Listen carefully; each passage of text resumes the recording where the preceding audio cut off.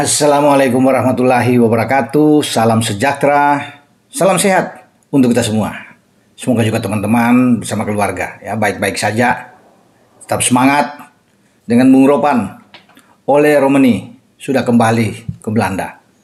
Kemarin dia sempat nonton, pasti teman-teman semua udah tahu. Ketika Indonesia melawan Jepang, kita kalah memang. Dan Ole dalam proses datang ke sini bukan liburan. Dia sedang berproses untuk diambil ya tes medis, tes kesehatan dia oke. Dokter Febri dari mitra keluarga rekanan ya PSSI dan rumah sakit sudah menyatakan bahwa dalam 2 jam itu kondisinya fit, bagus, oke untuk dilanjutkan. Jadi surat-surat sekarang dia berproses dan tersedia pada bulan Maret. Setelah diambil sumpah dia akan bermain melawan Bahrain dan sebelumnya akan melawan Australia. Itu akan menjadi debut dia ya ketika aku berhadapan dengan Australia, sebelum dengan Bahrain dan nantinya dengan Cina pada bulan Juni, kemudian Jepang. Nah, ketika Ole berada di Indonesia dan sudah bertemu dengan Pak Erik, Ketua Umum PSSI pada Sabtu kemarin, dan dia terus terang ya, ini pengakuan Pak Erik ya yang berbicara, Ole sangat serius untuk berada bersama dengan tim nasional.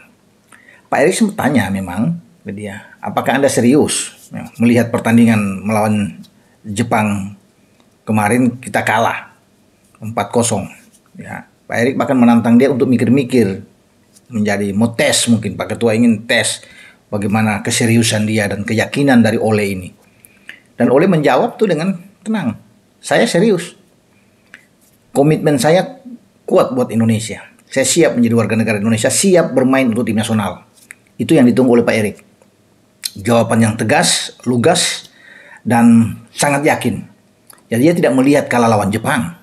Ya, kalaupun Indonesia seandainya gagal, Pak Erik tetap yakin dengan Ole. Dan Ole sudah bersiap bahwa dia akan terus berproses ini di dalam sambil pengambilan sumpah, dan dia akan bermain buat tim nasional dengan kondisi apapun, mau lolos atau tidak lolos ke Piala Dunia. Ini proyek besar yang menantang bagi Ole.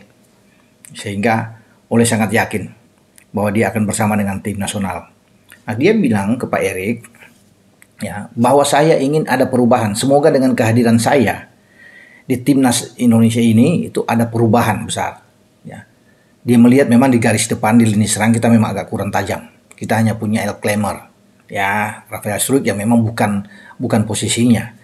Sehingga ketika dia nonton kemarin, dia meyakini bahwa saya akan hadir dan saya akan membuat sebuah perubahan besar di garis depan yang menjadi titik lemah bagi Indonesia, dan dia akan berjuang bersama dengan tim merah putih.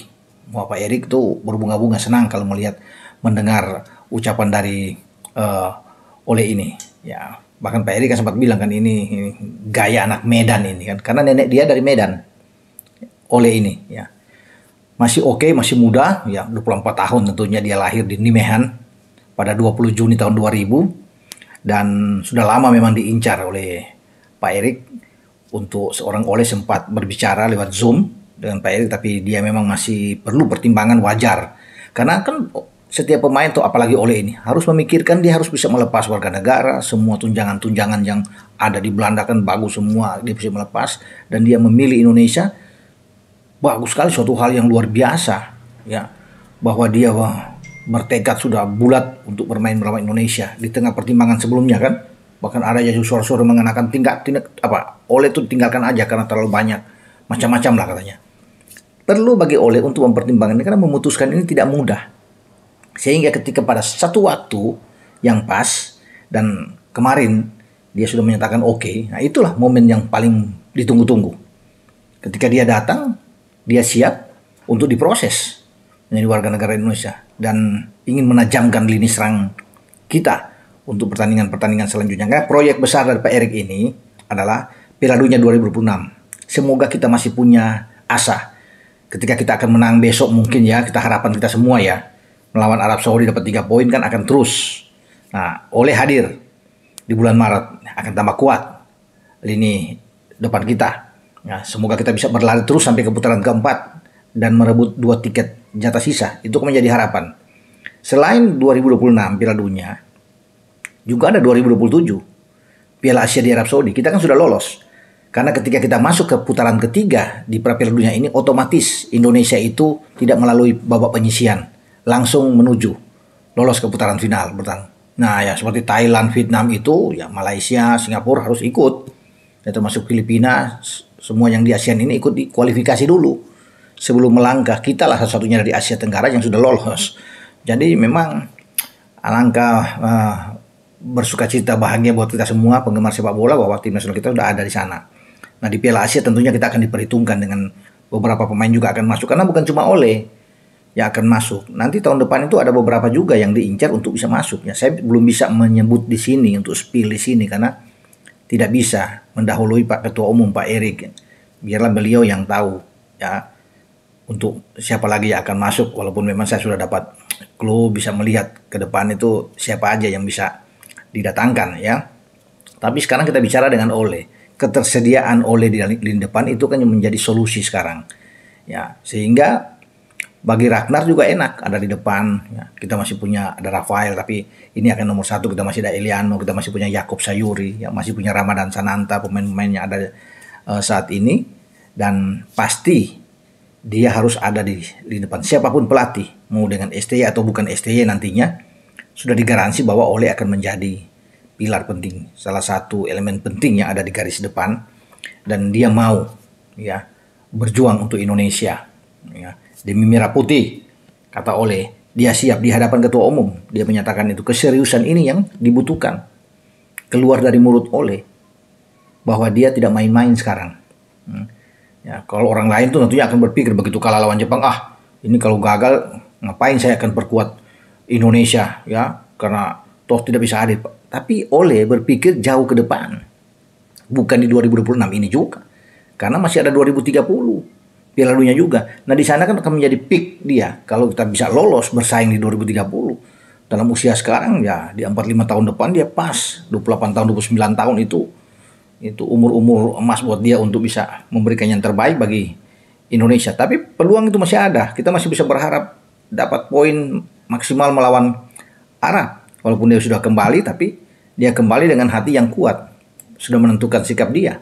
Ya, bahwa dia akan berproses setelah diambil kesehatan kemarin. Dan tinggal menunggu waktu. Ya mungkin saja kalau memang habis Natal ditunggu selesai. Di Januari dia diproses. Ya. Bahkan kalau Pak Erik mau untuk cepat di bulan Desember, bisa. Dia bisa diambil sumpah datang pada saat ada liburan. Natal mungkin selama 2 pekan sampai di awal Januari. Disitulah Ole bisa datang bersama dengan keluarganya ke Indonesia, bawa sekalian liburan tentunya, bisa ke Medan juga, ya ketemu dengan saudara-saudara di sana dari neneknya, dan dia berproses itu, mumpung dia libur kan, bisa cepat diproses. Kalau cuma mau ambil sumpah kan setelah dari DPR RI sudah selesai itu, Kepres turun, ambil sumpahnya sehari doangnya beberapa jam selesai, dan dia bisa menikmati liburan, dia bisa ke Bali dan kemanapun yang dia suka bersama dengan keluarga. Yang penting sudah diambil sumpah, udah aman. Ahli federasi pun bisa urus 1-2 hari udah selesai. Sehingga pada bulan Januari mungkin dia sudah menyandang warga negara Indonesia.